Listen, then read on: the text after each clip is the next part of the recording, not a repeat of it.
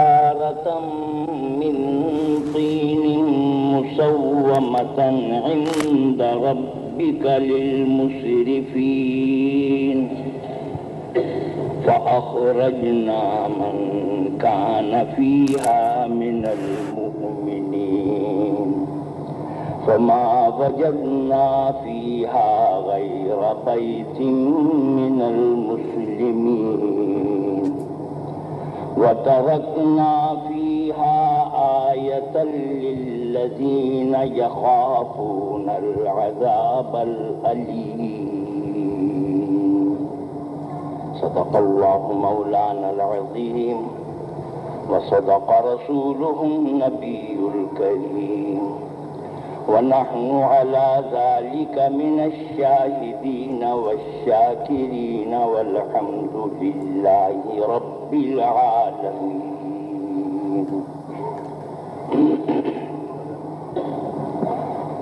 بزرگان محترم اور برادران عزیز، سورہ ذاریات کی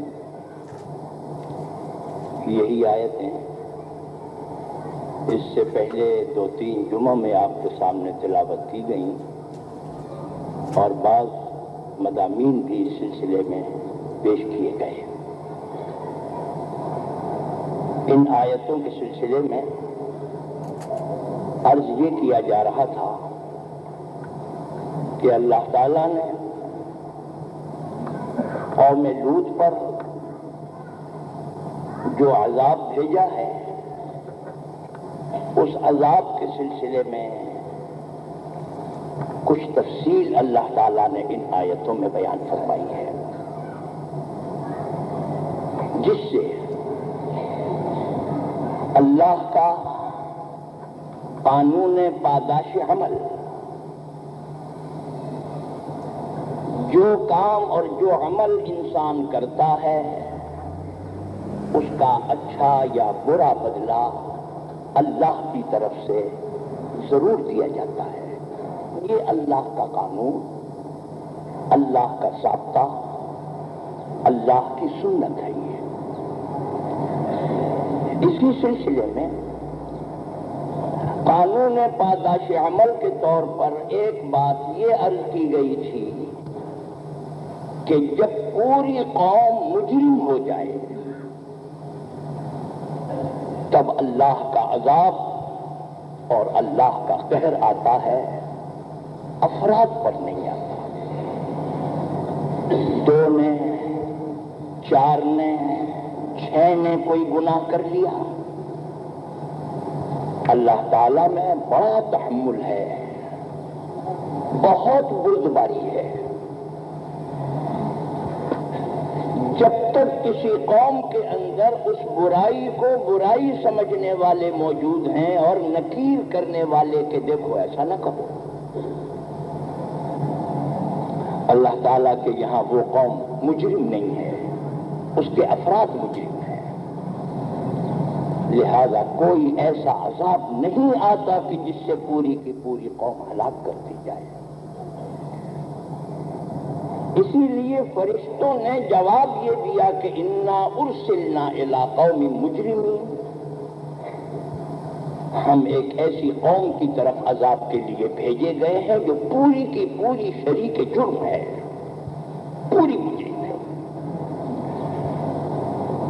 جس کا مطلب یہ ہے کہ اگر ہم اور آپ کسی برائی پر نکیر کرتے رہیں، یہ کہتے رہیں کہ یہ برا ہے، اور ہمیں یہ معلوم ہے کہ ہمارے اس کہنے کا اثر کچھ بھی نہیں، لیکن نہیں، اثر ہے، کیونکہ اللہ تعالیٰ کے یہاں وہ قوم پوری کی پوری مجرم نہیں قرار دی جائے گی، کیونکہ ابھی نکیر کرنے والے، برا سمجھنے والے اس قوم میں موجود ہیں. انسان مانے یا نہ مانے.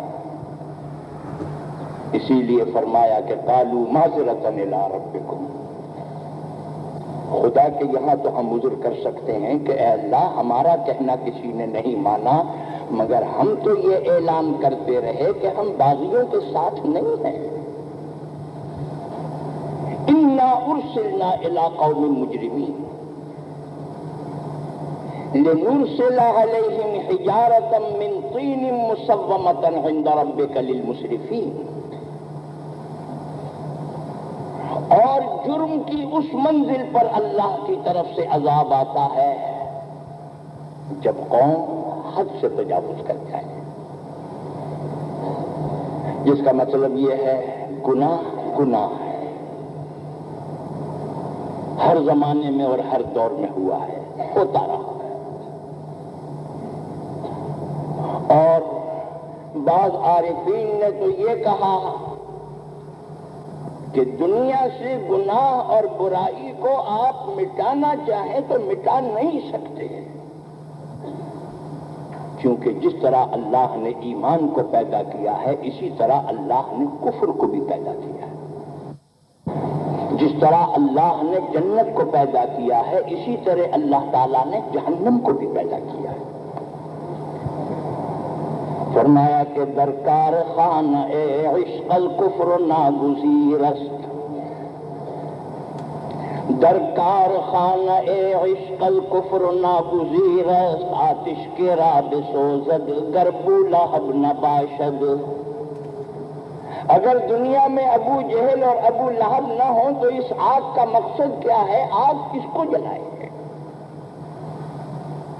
اور کارخانہ عشق اس لیے کہا کہ یہ امتحان کی جگہ ہے، اگر کفر اور گناہ موجود ہی نہ ہو دنیا کے اندر تو آپ کو پاس ہونے کے نمبر کیسے ملیں گے؟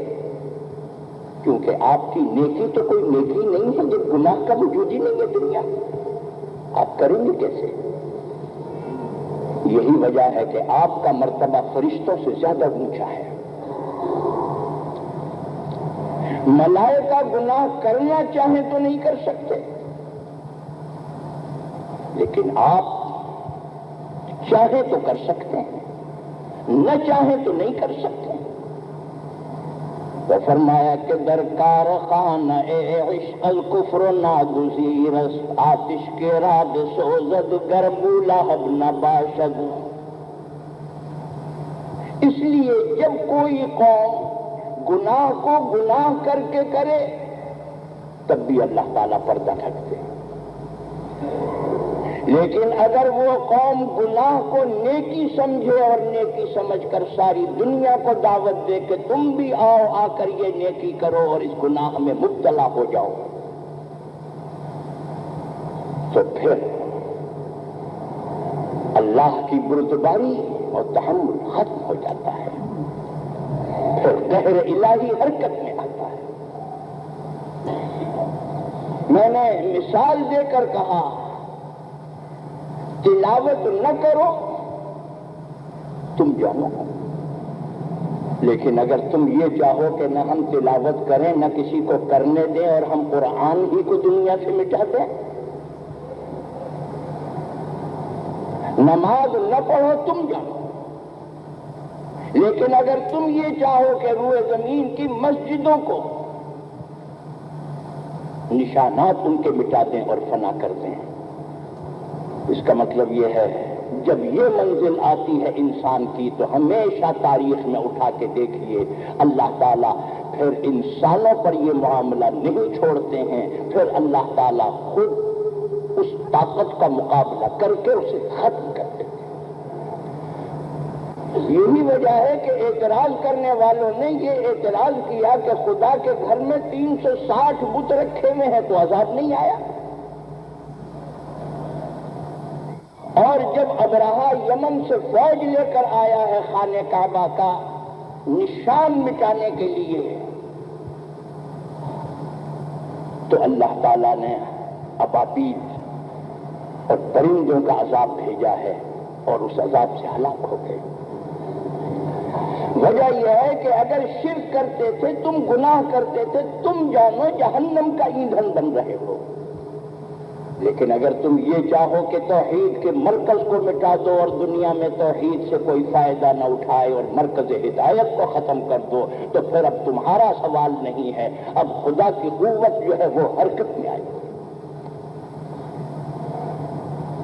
قوم سمود ایمان نہیں لائی حضرت صالح علیہ السلام پر، ہو جانے، لیکن فرما دیا تھا کہ دیکھو یہ جو اونٹنی ہے یہ اللہ کی نشانی ہے، اس نشانی کو چھیڑنا یہ ایسا ہے جیسے خدا سے مقابلہ کرنا۔ اور یہ بات تو آپ بھی سمجھتے ہیں، حکومتوں کا جھنڈا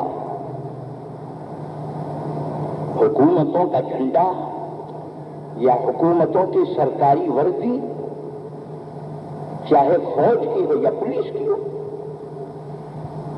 یہ ایک سرکاری اور حکومت کا نشان ہے یہ،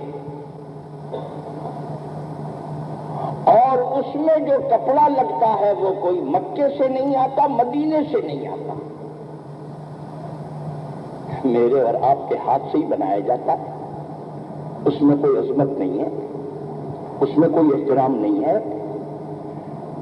لیکن آپ مجھے بتائیے کہ وہ 1 گز کپڑا اگر ملک کا اور حکومت کا جھنڈا بن جائے تو آج وہ قابل احترام ہو گیا، اتنا قابل احترام ہو گیا کہ اگر کوئی جھنڈے کو پامال کرے تو وہ حکومت اپنی فوج لے کر اس کو سمجھتی ہے کہ باغی کا سر کچل۔ 1 گز کپڑے کی توہین کا سوال نہیں ہے، فوج کی وردی کا سوال نہیں ہے، پولیس کی وردی کا سوال نہیں ہے، یہ ملک کی عظمت کا نشان بن گیا ہے، اور ملک کی عظمت کے نشان کے ساتھ بے ادبی کرنا ایسا ہی ہے جیسے ملک اور حکومت کے ساتھ بے ادبی کرنا۔ اگر یہ بات آپ کی سمجھ میں آتی ہے تو میرے دوستو، جو شعائر اللہ ہیں، شعائر دین ہیں، جن کی حیثیت اسلام میں ایسی ہی ہے جیسے آپ کے ملک کا جھنڈا، ایسے اللہ کی حکومت اور اللہ کے دین کا وہ جھنڈا اور نشانی ہے، جیسے آپ کے چہرے پہ داڑھی ہے، شعائر اسلام میں سے ہے، شعائر دین میں سے ہے۔ مساجد شعائر دین اور شعائر اسلام میں ہے، قرآن کریم شعائر اسلام ہے۔ اگر کوئی شعائر دین کی بے حرمتی کرتا ہے، کوئی داڑھی کی بے حرمتی کرتا ہے، اگر کوئی داڑھی کی توہین کرتا ہے یا اور شعائر اسلام کی توہین کرتا ہے، سوال چند بالوں کی توہین کا نہیں ہے، سوال یہ ہے کہ یہ اللہ کی حکومت کا نشان ہے، نشان کی بے ادبی کرنا خدا کی توہین کرنا۔ ورنہ اونٹنی میں کیا رکھا تھا؟ حضرت صالح علیہ السلام پر ایمان نہ لائے تو عذاب نہیں آیا؟ جب قوم سمود نے اس اونٹنی کو ہلاک کر دیا، اگلے ہی دن ان پر عذاب الہی آ گیا۔ کیوں؟ فرمایا کہ یہ اونٹنی نہیں تھی، یہ ناقۃ اللہ، یہ اللہ کی قدرت کا نشان تھا۔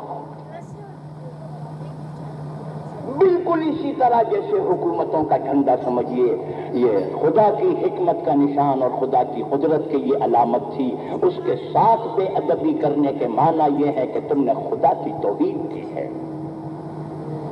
اب سوال یہ ہے کہ انتظار کرو۔ خیر، تو لفظ مسرفین سے یہ بتا دیا کہ اسراف کرنے والی، یعنی جب قوم گناہ میں حد سے تجاوز کر کے باغی ہو جاتی ہے تب اللہ کا قانون پاداش عمل حرکت میں آتا ہے، سزا دیتا ہے۔ فرمایا کہ لنرسل علیہم حجارۃ من طین مصومۃ عند ربک للمسرفین فاخرجنا من کان فیہا من المؤمنین فما وجدنا فیہا غیر بیت من المسلمین۔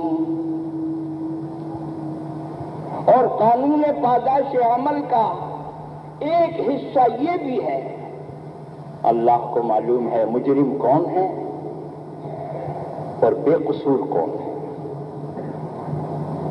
چاہے ہوا کے ذریعے سے ہلاک کیا جائے، چاہے آگ کے ذریعے سے ہلاک کیا جائے، چاہے پتھروں کے ذریعے سے ہلاک کیا جائے، چاہے زلزلوں کے ذریعے سے ہلاک کیا جائے، مجرموں کو ہلاک کر دیا جاتا ہے اور اللہ تعالیٰ بے قصور کو بچا دیتے ہیں۔ جب یہ عذاب کے لیے گئے تو حکم دیا، ابھی اس قوم میں بعضے اللہ کے اطاعت گزار ہیں، چاہے وہ ایک ہی گھر کے اندر ہیں، وہ حضرت لوط علیہ السلام اور ان کی بیٹیاں ہیں، یہ اہل ایمان ہیں۔ حکم دیا گیا کہ اللہ کا عذاب آ رہا ہے، آپ کو اللہ تعالیٰ بچانا چاہتے ہیں، آپ بستی چھوڑ کر چلے جائیں۔ فَأَخْرَجْنَا مَنْ كَانَ فِيهَا مِنَ الْمُؤْمِنِينَ، ہم نے ان کو نکال دیا وہاں سے کہ جاؤ بستی چھوڑ کے چلے جاؤ۔ فَمَا وَجَدْنَا فِيهَا غَيْرَ بَيْتٍ مِّنَ الْمُسْلِمِينَ، ایک ہی تو گھر تھا مسلمان کا وہاں پر، وہ حضرت لوط علیہ السلام تھے۔ وہ اپنے بیوی بچوں کو لے کے نکلے، بیوی کچھ دیر کے بعد واپس آ گئی، کہا میں تو آپ کے ساتھ نہیں جاتی، اور نتیجہ یہ ہوا کہ جب عذاب آیا ہے تو قوم حضرت لوط کی بیوی جو ایمان نہیں لائی تھی وہ بھی ہلاک ہو گئی۔ معلوم یہ ہوا اللہ کی طرف سے یہ انتظام کیا جاتا ہے کہ مجرموں کو ہلاک کیا جائے، غیر مجرموں کو بچا دیا جائے۔ اور قانون پاداش عمل کے طور پر ایک جز وہ ہے جو میں آج عرض کرنا چاہتا ہوں، اور یہ قوم لوط کا قصہ ختم ہو جائے گا۔ وَتَرَكْنَا فِيهَا آيَةً لِّلَّذِينَ يَخَافُونَ الْعَذَابَ الْأَلِيمَ، اور جب ہم کسی قوم پر عذاب بھیجتے ہیں تو ہمارا مقصد کسی کو تکلیف پہنچانا، کسی کو اذیت پہنچانا، کسی کو ذلیل کرنا، رسوا کرنا، صرف یہی مقصد نہیں ہوتا۔ ہمارے اور آپ کی طرح اللہ تعالیٰ کے اندر جذبہ انتقام کی آگ نہیں ہے۔ ہم اور آپ کبھی کبھی جذبہ انتقام کے اندر ایک کام کرتے ہیں اور ہمارے دل کو تسکین ہو جاتی ہے کہ ہم نے اپنے دشمن کو سزا دی تھی۔ اللہ تعالیٰ میں جذبہ انتقام نہیں ہے۔ سزا دے کر اللہ کو جذبات کی تسکین نہیں ہوتی ہے۔ قرآن کریم میں اللہ تعالیٰ نے ارشاد فرمایا، یہ وہ آیت ہے قرآن کریم کی جس کو ساری رات کھڑے ہو کر سرکار دو عالم صلی اللہ علیہ وسلم تلاوت کرتے رہے۔ فرمایا کہ ان تعذبهم فإنهم عبادك وإن تغفر لهم فإنك أنت العزيز الحكيم۔ اے اللہ، اگر تو میری امت کو عذاب دے گا آخرت میں تو میری امت کا کیا سوال ہے؟ ساری دنیا کا کوئی ذرہ بھی تیرے حکم سے تجاوز نہیں کر سکتا، سب تیرے غلام ہیں، سر تسلیم خم ہے۔ ان تعذبهم فإنهم عبادك وَإِن تَغْفِرْ لَهُمْ فَإِنَّكَ أَنْتَ الْعَزِيزُ الْحَكِيمُ، لیکن اگر مجرم ہونے کے باوجود بھی آپ مغفرت فرما دیں تو آپ کا کوئی ہاتھ پکڑنے والا نہیں ہے، آپ قادر و خود مختار ہیں، چاہیں تو آپ بخش بھی سکتے ہیں۔ ساری رات پڑھی ہے قرآن کریم میں اللہ تعالیٰ فرماتے ہیں کہ ما یفعل اللہ بعذابکم ان شکرتم وآمنتم، اگر تم ایمان لے آتے اور شکر گزار بندے بن جاتے تو خدا کا کیا فائدہ ہے جو تم کو اللہ تعالیٰ عذاب دیتا؟ کوئی خدا کا دل خوش ہوتا ہے عذاب دیتا؟ ما یفعل اللہ بعذابکم ان شکرتم، معلوم ہوا کہ اللہ تعالیٰ جذبہ انتقام کے لیے کسی کو سزا نہیں دیتے ہیں، اس لیے عذاب نہیں بھیجتے۔ پھر فرمایا کہ اس قانون پاداش عمل کے ظاہر کرنے میں ایک حکمت اور مصلحت یہ بھی ہے کہ آنے والی نسلوں کے سامنے یہ سبق ہمیشہ کے لیے یاد رہے کہ کسی قوم نے ایسا کیا تھا، ان کا یہ حشر ہو گیا۔ یہ فرمایا وَتَرَكْنَا فِيهَا آيَةً لِّلَّذِينَ يَخَافُونَ الْعَذَابَ الْأَلِيمَ، ایک نشانی قائم کرنا۔ آیت کے معنی آتے ہیں نشانی، اور کیسی نشانی؟ ایسا نشان کہ جس نشان کو دیکھ کر آپ سبق حاصل کریں۔ قرآن کریم میں اللہ تعالیٰ نے 3 اہم مضامین اللہ تعالیٰ نے نازل فرمائے ہیں۔ قرآن کریم کی تو بہت سی طریقے پہ تقسیم کی جا سکتی ہے، میں جس طریقے پہ تقسیم کر کے بتا رہا ہوں وہ یہ ہے، 3 اہم مضمون ہیں قرآن کریم میں۔ علماء نے لکھا ہے کہ 1/3، 1/3، 30 میں سے 1/3 10، 30 سپاروں میں سے 10 سپارے صرف ایک مضمون ہے، اور اس میں سے دوسرا ثلث دوسرے 10 ایک مضمون ہے، تیسرا ثلث 10 پارے ایک مضمون ہے۔ فرمایا کہ قرآن کریم کے 1 ثلث میں صرف مضمون ہے جزا اور سزا، جنت و جہنم، کافر کا انجام، اہل ایمان کا انجام، یہی مضامین ہے۔ نہ کوئی حلال، نہ حرام، نہ جائز، نہ ناجائز، کوئی حکم اس میں نہیں ہے، بس صرف یہ ہے کہ جزا اور سزا، جنت و جہنم، آخرت اور قیامت کے حالات۔ بڑی بڑی لمبی صورتیں ہیں، کوئی حکم اس میں جائز اور ناجائز کا نہیں ہے۔ فرمایا کہ اذا الشمس كورت واذا النجوم انكدرت واذا الجبال سيرت واذا العشار عطلت واذا الوحوش حشرت، قیامت کا منظر بیان فرمایا ہے، پوری سورت کے اندر کوئی حکم تو ہے۔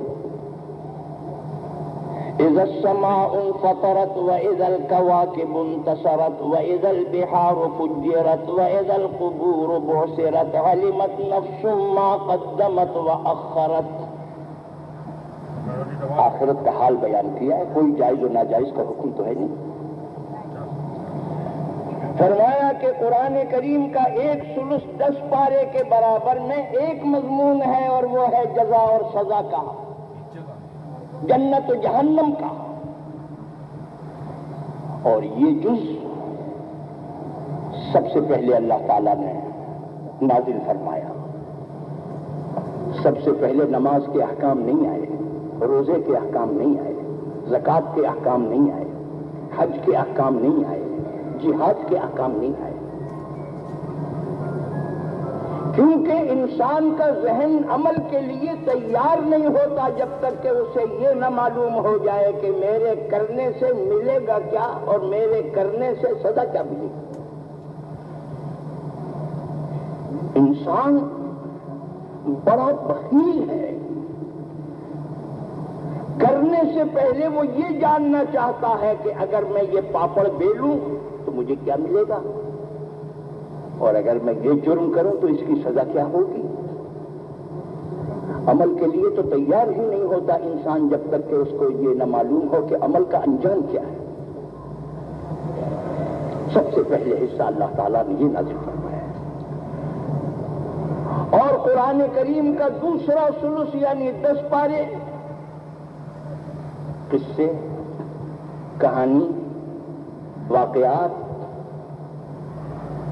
گزشتہ قوموں کے حالات یہ بیان فرمائے، پورے 10 پارے کے برابر۔ اس میں قوم لوط کا واقعہ بھی ہے، قوم سمود کا واقعہ بھی ہے، اس میں قوم عاد کا واقعہ بھی ہے، اس میں قوم فرعون کا واقعہ بھی ہے، اور اس میں اور ہلاک ہونے والی قوموں کے عذاب کا اور ان کے انجام کا بھی ذکر ہے، اور ان لوگوں کا بھی ذکر ہے جن کو اللہ تعالیٰ نے نوازا ہے، جن کو اللہ تعالیٰ نے فرمایا کہ ہم نے ساری دنیا میں ہر قوم کے اوپر ان کو فضیلت دی ہے۔ فرمایا کہ یا بنی اسرائیل اذکروا نعمتی التی انعمت علیکم وانی فضلتکم علی العالمین۔ بنی اسرائیل کو ہم نے سارے عالم پر فوقیت و فضیلت دی ہے، یہ پیغمبروں کی اولاد ہے، یہ بھی بتایا، پھر ابتدا بھی بتائی، انجام بھی بتایا۔ کسی شاعر نے کہا ہے کل سر چڑھے تھے آج نظر سے اتر گئے۔ یہی قوم جس کو اللہ تعالیٰ فرماتے ہیں کہ سارے جہان میں سب سے افضل بنایا ہے، فرمایا تمہیں پھر ذلت اور پستی کی اس گہرائی میں ہم لے جائیں گے، لے گئے ہیں کہ جہاں جس کے بعد پستی کا کوئی درجہ نہیں ہے۔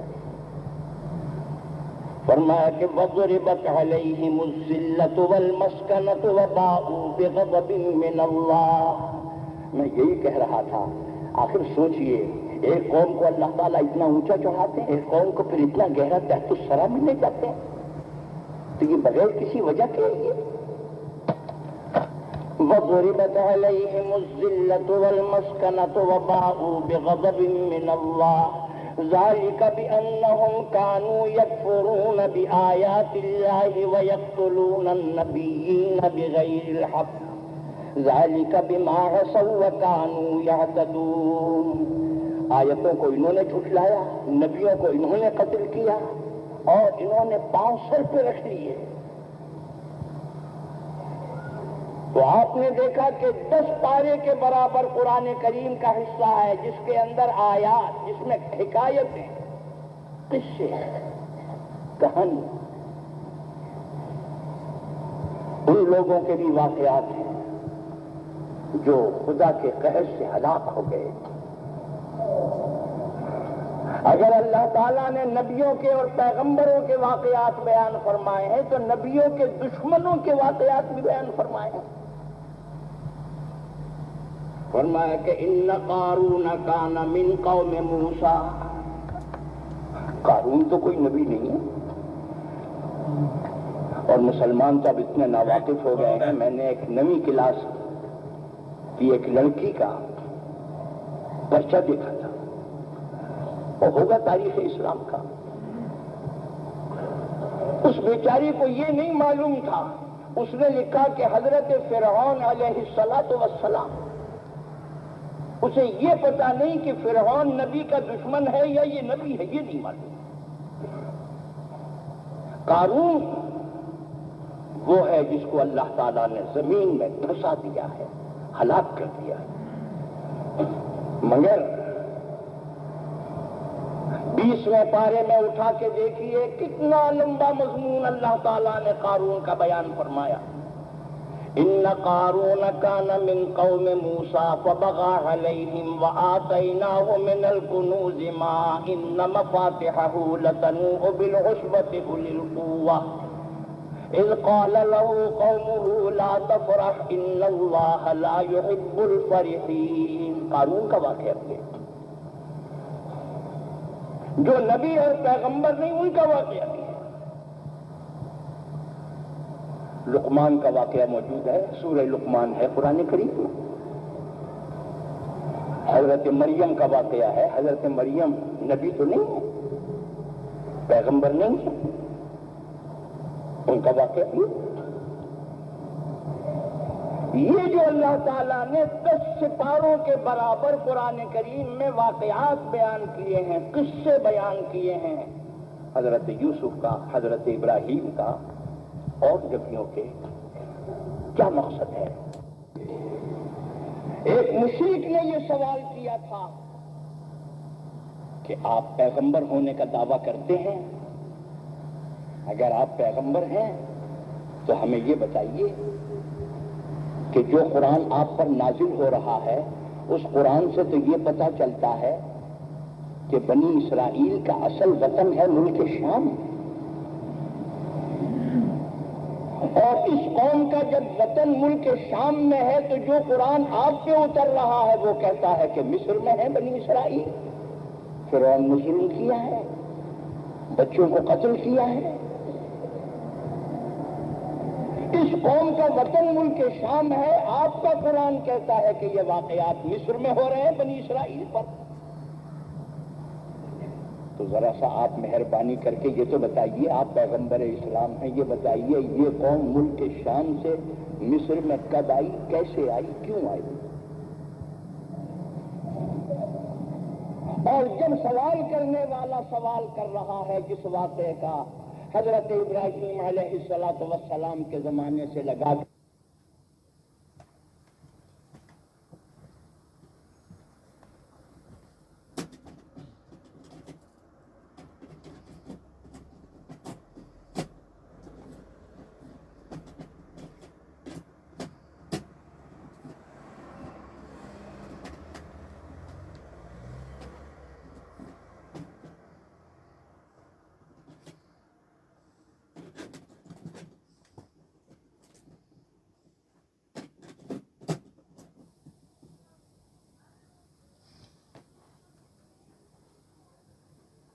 جب سوال کرنے والا سوال کر رہا ہے جس واقعے کا، حضرت ابراہیم علیہ السلام کے زمانے سے لگا کر حضور کے زمانے تک 2500 سال سے زیادہ گزر گئے۔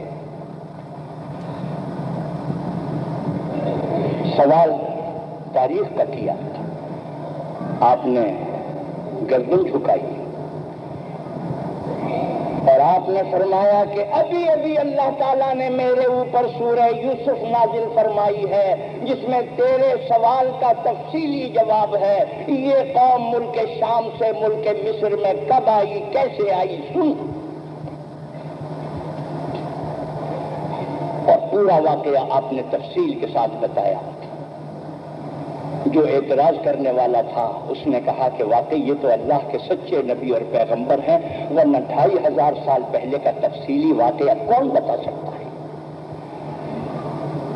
آپ نے فرمایا کہ بنی اسرائیل کا پہلا آدمی جو ملک مصر میں آیا ہے اس کا نام یوسف ہے، اور اس طرح آیا کہ بھائیوں نے اسے کنویں میں ڈال دیا تھا یہ سمجھ کر کہ ہم نے ہلاک کر دیا، کنویں میں پانی نہیں تھا، بچہ زندہ پڑا رہا۔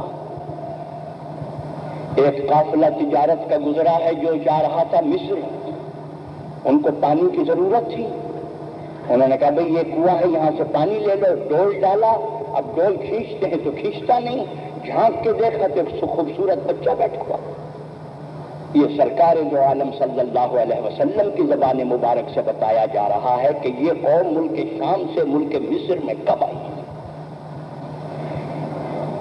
انہوں نے اس بچے کو نکال کے لے گئے مصر میں، لے جا کر فروخت کر دیا، عزیز مصر نے خرید لیا، عزیز مصر کی بیوی کا نام زلیخا ہے۔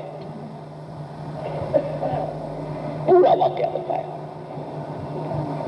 جس نے کبھی کسی مورخ سے ملاقات نہ کی ہو، جس نے کبھی تاریخ کی کوئی کتاب نہ پڑھی ہو، اور جہاں کہیں تاریخ کی کوئی کتاب بھی موجود نہ ہو، قرآن کریم کی اس صورت نے ثابت کر دیا کہ سرکار دو عالم صلی اللہ علیہ وسلم اللہ کے سچے نبی ہیں، آپ پر وحی آتی ہے اور وحی کے ذریعے سے یہ 2500 سال پہلے کا واقعہ بتلا دیا گیا ہے۔ یہ کوئی لیلا مجنوں کی کہانی تو نہیں ہے، شیریں فرحات کا کوئی قصہ تو نہیں ہے۔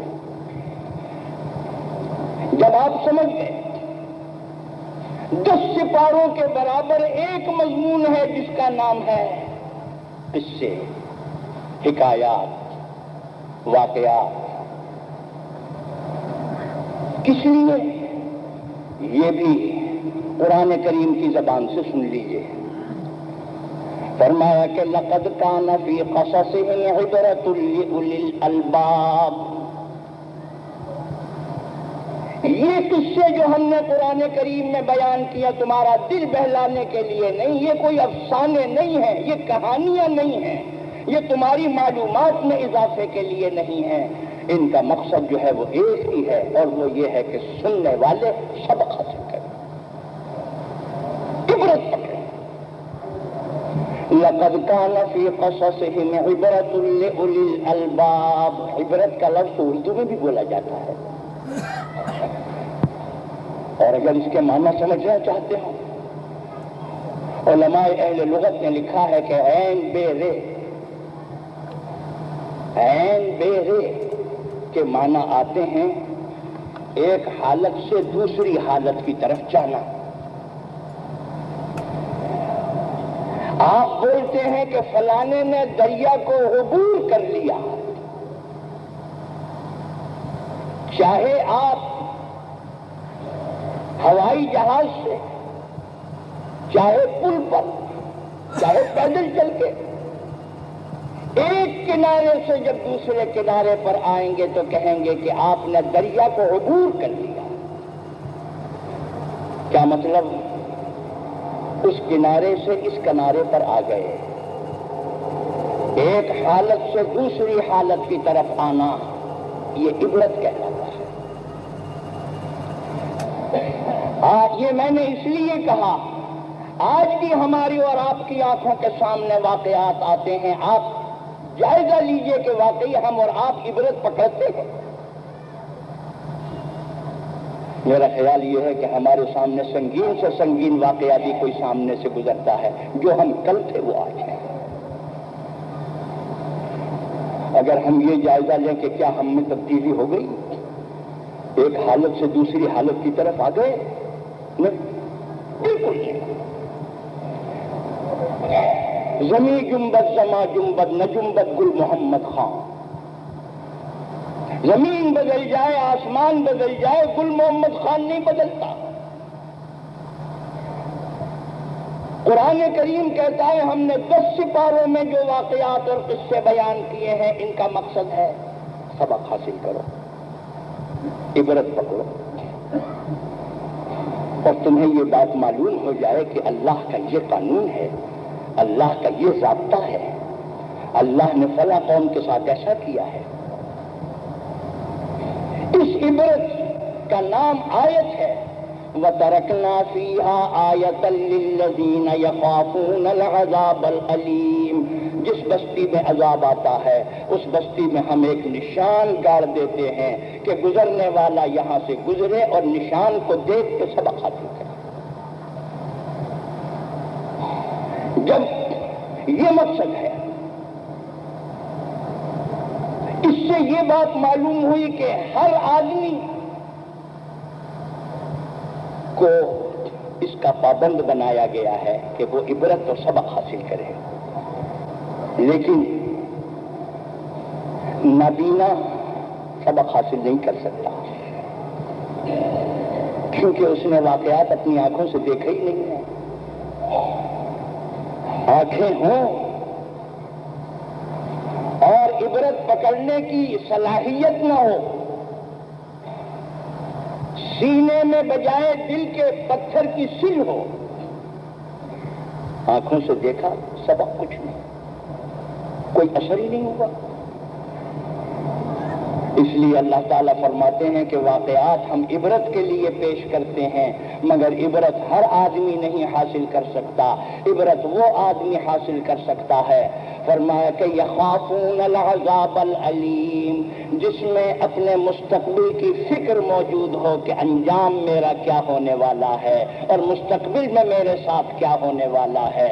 اس میں یہ صلاحیت ہے کہ وہ واقعات کو دیکھ کر بدل جاتا ہے،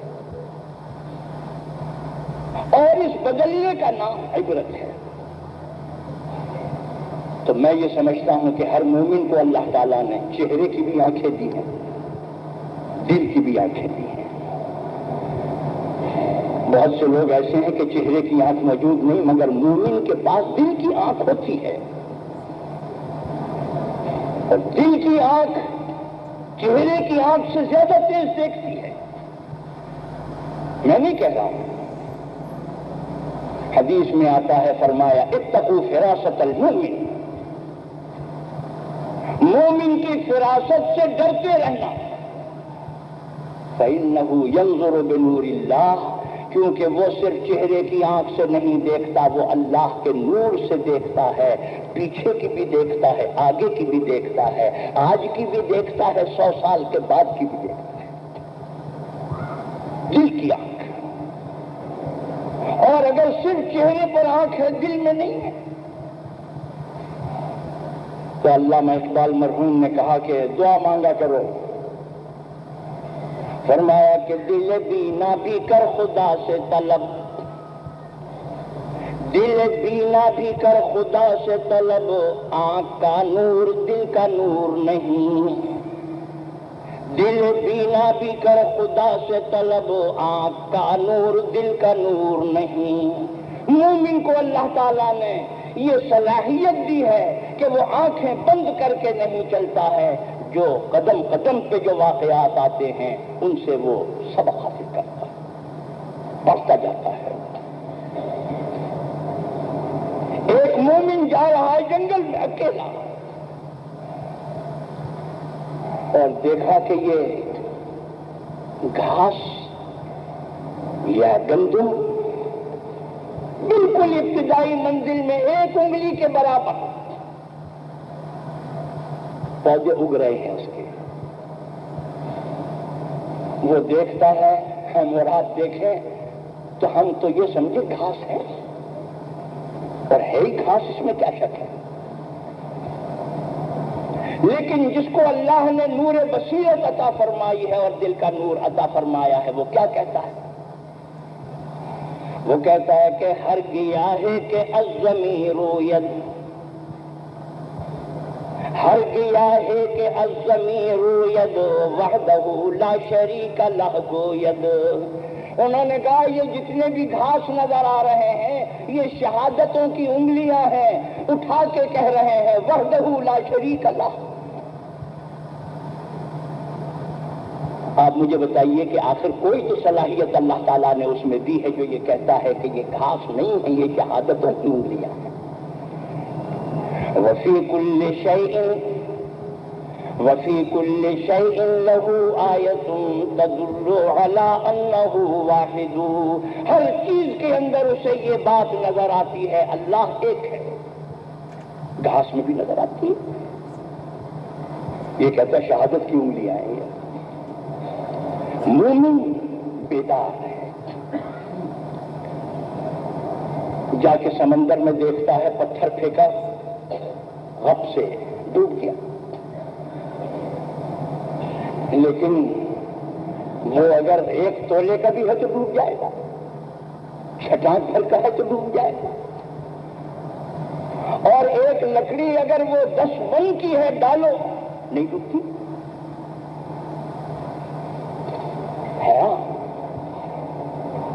میں نے کہا نا مومن ہر چیز سے سبق حاصل کرتا ہے۔ مومن کا سبق سنیے، فرمایا کہ چوبرا آب فرومی نبرد حکمت چیز۔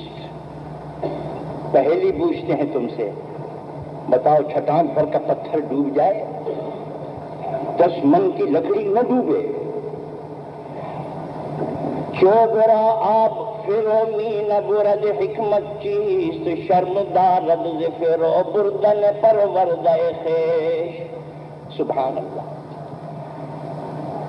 لکڑی اس لیے نہیں ڈوبتی کہ لکڑی 1 من کی بھی اگر ہو یا 10 من کی ہو، جب پانی میں آتی ہے پانی کہتا ہے مجھے شرم آتی ہے، میں نے ہی تو اس کو ایک تناور درخت بنایا تھا، اپنے پالے ہوئے کو ڈبو دوں، مجھے شرم آتی ہے۔ فرمایا کہ چوبرا آب فرومی نبرد حکمت چیز، شرمدارد زفرو بردن پرورد خیش۔ یہ سبق ہے۔ کسی خلیفہ نے پوچھا تھا کسی آدمی سے کہ تو کہتا ہے کہ میں نے ہر چیز سے سبق حاصل کیا، تو نے خنزیر سے بھی کوئی سبق حاصل کیا؟ نے کہا ہاں، خنزیر سے بھی سبق حاصل کیا۔ کیا؟ اس نے کہا سویرے اٹھنے کا سبق۔ وہ غلاظت کھاتا ہے، عام طور سے غلاظت کا وقت علی الصباح ہوتا ہے، خنزیر کی عادت یہ ہے کہ وہ بہت سویرے اٹھتا ہے تاکہ اس کو وہ غلاظت مل جائے۔ فرمایا ہمیں اس سے کیا کہ وہ غلاظت کھاتا ہے یا نہیں، مگر سویرے اٹھنے کا سبق ہم نے اس سے سیکھا۔ مومن ہر چیز سے سبق حاصل کرتا ہے۔ فرمایا کہ مرد باید کے گیرد اندر گوش، مرد باید کے گیرد اندر گوش، گرچہ بشتست پند بر دیوار۔ کسی علامہ نے نہیں، کسی صوفی نے نہیں، کسی شیخ الاسلام نے نہیں، دیوار پہ ایک بات لکھی ہوئی ہے نصیحت کی۔ فرمایا کہ یہ مت دیکھو کہ یہ دیوار ہے، یہ دیکھو کہ بات کیا لکھی ہے۔ الحکمت ضالۃ المومن، حکمت کی بات مسلمان کا گم شدہ سرمایہ ہے، جہاں ملے لے لو، چاہے وہ دیوار پہ لکھی ہو چاہے درخت پہ لکھی ہو، فوراً لے لو۔ ایک واقعہ یاد آ گیا، حضرت جنید بغدادی رحمۃ اللہ علیہ، سید الطائفہ کا ان کا لقب ہے، سرگروہ صوفیہ ہیں، اپنے مریدوں کے ساتھ چلے جا رہے ہیں، اور جب یہ مریدوں کے ساتھ چلتے چلتے ایک بستی میں پہنچ گئے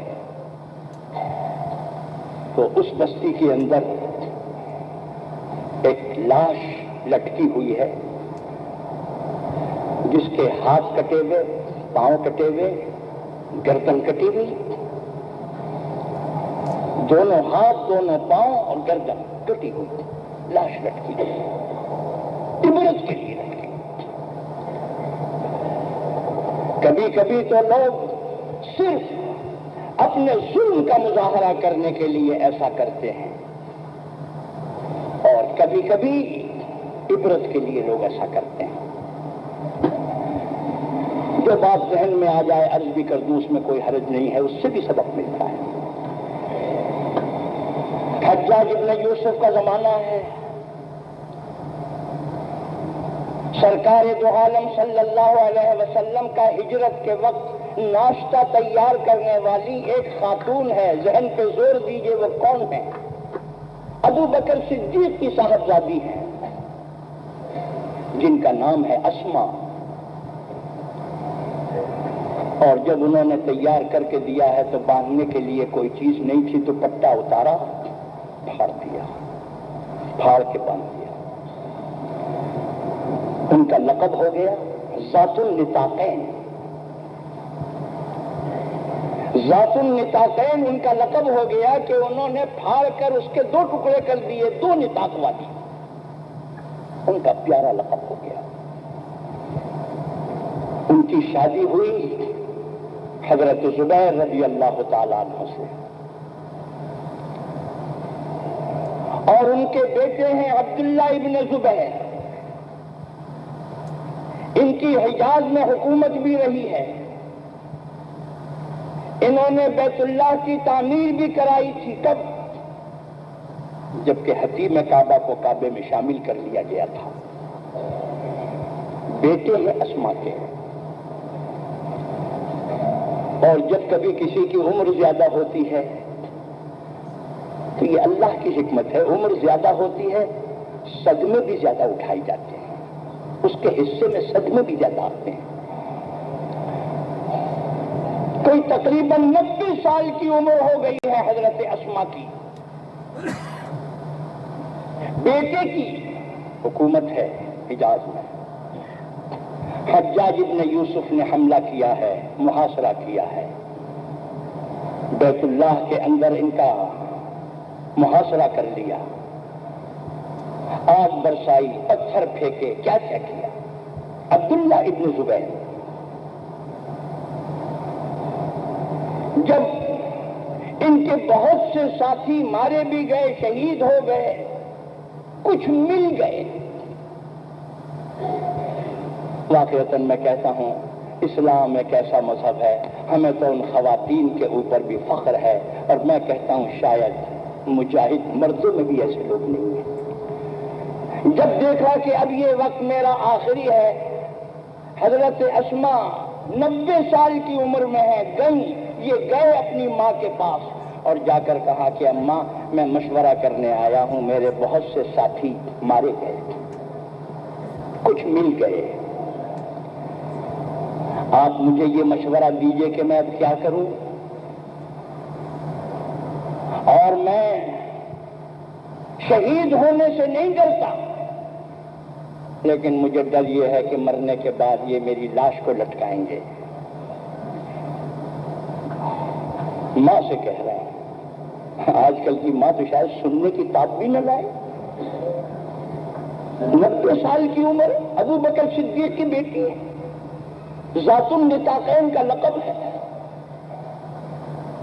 فرماتی ہیں کہ بیٹا تم مشورہ کرنے آئے ہو، میرا مشورہ یہ ہے کہ اگر تم حق پر نہیں تھے تو تم نے اتنے اپنے ساتھیوں کو کیوں مروا دیا؟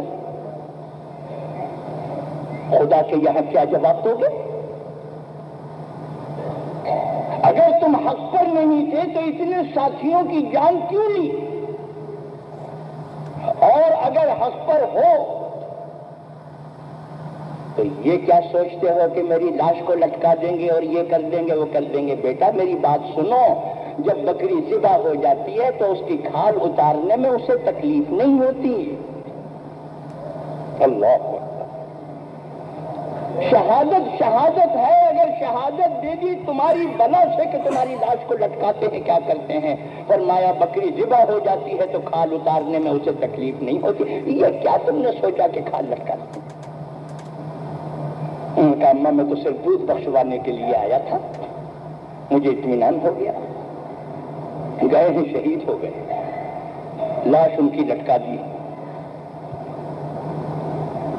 اور حضرت ابو بکر صدیق کی بیٹی جو ہیں وہ ان کی ماں ہیں۔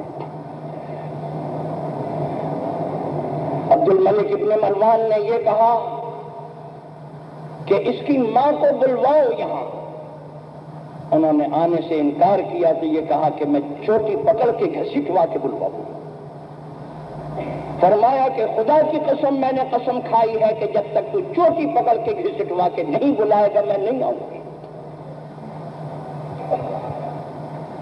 وہ گھر پہ آیا اور آ کر کہا ہم آپ کا لقب ذات النطاقین، فرمایا چپ ہو جا، رسول اللہ نے محبت میں یہ بات کہی تھی، تو تنگ اور تان کے ساتھ یہ بات کہتا ہے، مجھے تیرے منہ سے ذات النطاقین کا لقب سننا نہیں چاہتی میں۔ بہت انہوں نے ڈانٹا، بعض لوگوں نے اس لیے بھی ظلم کا مظاہرہ کرنے کے لیے ایسا کیا، حضرت عبداللہ ابن زبیر، لیکن حضرت جنید بغدادی جس بستی سے گزرے، سر کٹا ہوا، ہاتھ کٹے ہوئے، پاؤں کٹے ہوئے، لاش لٹکی ہوئی ہے، گئے اور دوڑے ہوئے جا کے پاؤں چوم لیے۔ ساتھیوں نے کہا کہ حضرت یہ کسی ولی اللہ کی لاش نہیں ہے، یہ ایک چور کی لاش ہے، شاید آپ کو غلط فہمی ہو گئی ہے، جو آپ نے اس لاش مجرم کی لاش کو چوما آپ نے۔ فرمایا کہ یہ بات مجھے بھی معلوم ہے، میں بھی اس کو کوئی ولی اللہ نہیں جانتا ہوں، خاصان خدا میں سے میں نہیں سمجھا، مجھے معلوم ہے یہ چور کی لاش ہے، لیکن اس لاش نے مجھے ایک سبق دیا ہے، میں اس کا شکریہ ادا کر رہا تھا۔ اب لوگ حیران، اس لاش نے کیا سبق دیا؟ فرمایا سنو، مومن آنکھ بند کر کے نہیں چلتا ہے، اچھا ہو یا برا ہو ہر واقعے سے سبق حاصل کرتا ہے۔ فرمایا کہ یہ لاش جب میں گزر رہا تھا تو یہ لاش مجھے پکار پکار کے کہہ رہی تھی، اے دیکھنے والے مجھے دیکھ۔ میں نے ایک دفعہ چوری کی، ہاتھ کٹا، میں نے چوری نہیں چھوڑی، پھر دوسری دفعہ کی، پاؤں کٹا، پھر میں نے چوری نہیں چھوڑی، تیسری دفعہ کی، پھر ہاتھ کٹا، چوتھی دفعہ کی، پھر پاؤں کٹا، پھر کی، پھر گردن کٹی۔ اے گزرنے والے تو مجھے دیکھ اور سبق حاصل کر کہ میں نے جان دے دی، ہاتھ کٹوا دیے، پاؤں کٹوا دیے، مگر میں نے باطل پر جم کے دکھا دیا۔ اے گزرنے والے، تو کیا حق پہ جم کے نہیں دکھا سکتا؟ میری مثال موجود ہے کہ میں نے باطل کے اوپر جم کے دکھا دیا ہے، تو اے دیکھنے والے انسان، کیا تو حق پہ جم کے قربانی نہیں دے سکتا؟ اس لاش نے مجھے یہ سبق دیا ہے، میں اس کا شکریہ ادا کرتا ہوں۔ لوگ تم بہت اور حیران، کیوں؟ جنید بغدادی تو دل کی آنکھ سے اسے دیکھ رہے تھے، اور ساتھیوں کے پاس شاید دل کی آنکھ روشن نہیں تھی، اس کو روشن کرنا چاہتے۔ حضرت شاہ عبد القدوس گنگوہی رحمۃ اللہ علیہ کے صاحبزادے ہیں، ان کا واقعہ لکھا ہے کہ یہ مریدوں کے ساتھ کسی بستی میں جا رہے تھے۔ اس بستی میں رواج تھا سنڈاس کا، سنڈاس اسے کہ بیت الخلا کو کہتے ہیں کہ وہ اوپر ہوتا ہے اور سارا گندگی اور فضلہ نیچے گرتا ہے اور باہر سے مہترانی یا مہتر کما کے لے جاتا ہے، اسے سنڈاس کہتے ہیں۔ جب یہ وہاں سے گزرے تو وہ مہتر جو ہے وہ غلاظت صاف کر رہا تھا، سخت بدبو پھیلی ہوئی تھی۔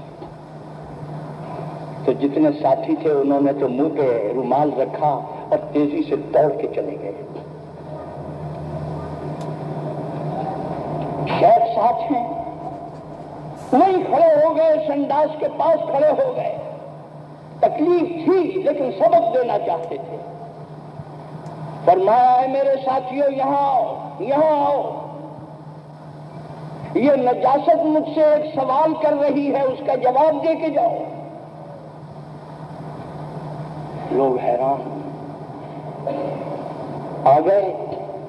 فرمایا، یہ نجاست مجھ سے سوال کر رہی ہے، اے گزرنے والے اور مجھ سے نفرت کرنے والے، میں وہی ہوں جو حلوائی کی دکان پر تھال میں سجی ہوئی تھی، سونے اور چاندی کے ورق میرے اوپر تھے، تو شوق میں پیسے خرچ کر کے چینی کی تشکریوں میں لا کر تو نے مجھے کھایا تھا۔ ایک رات میں تیرے ساتھ رہی ہوں، صبح کو میرا یہ حال ہو گیا، بتا قابل نفرت تو ہے یا قابل نفرت میں؟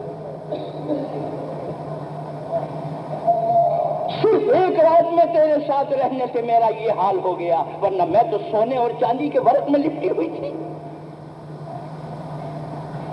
لوگ شرمندہ ہو گئے۔ انسان اپنی حقیقت کو سمجھے۔ آپ نے اندازہ لگایا، مومن سبق حاصل کرتا ہے، ہر بات سے نصیحت پکڑتا ہے۔ تو میں نے یہ بات عرض کی کہ قرآن کریم میں اللہ تعالیٰ فرماتے ہیں، ہم نے جتنے بھی قصے اور واقعات بیان کیے، قوم لوط کا ہو، قوم سمود کا ہو، قوم فرعون کا ہو، مقصد عبرت، سبق حاصل کر۔ اور معنی عبرت کے یہ ہیں، حالت تبدیل ہو جائے، اور اگر حالت تبدیل نہیں ہوئی ہے اس کا نام عبرت نہیں ہے۔ سن 47 میں جب قتل عام کے واقعات پیش آئے دہلی کے اندر،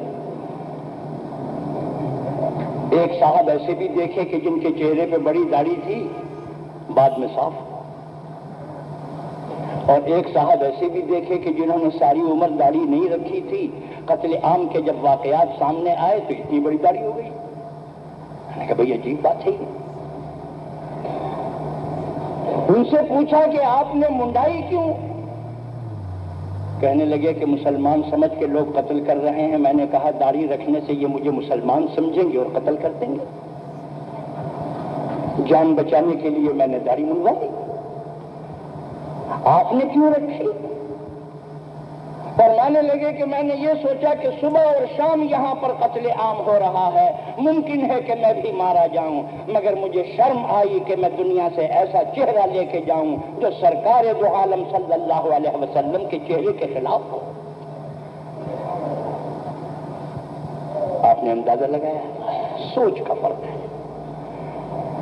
حالت انہوں نے بدل دی، اس کو کہتے ہیں سبق حاصل کرنا۔ کل نہیں تھی آج ہے، کل نماز کے پابند نہیں تھے آج نماز کے پابند ہیں، کل ایک گناہ کرتے تھے، آج چھوڑ دیا ہے۔ کچھ لوگ پکڑے ہوئے آئے، اس میں ایک عورت بھی تھی، اس کے گود میں بچہ تھا، وہ بچہ اپنے پاؤں چلتا بھی تھا، وہ کہیں گود سے اترا اور ادھر ادھر مجمع میں کہیں رل گیا، غیر جگہ ہے۔ ماں پریشان ہو گئی، چہرے پر پریشانی کے حالات۔ سرکار دو عالم صلی اللہ علیہ وسلم دیکھ رہے ہیں،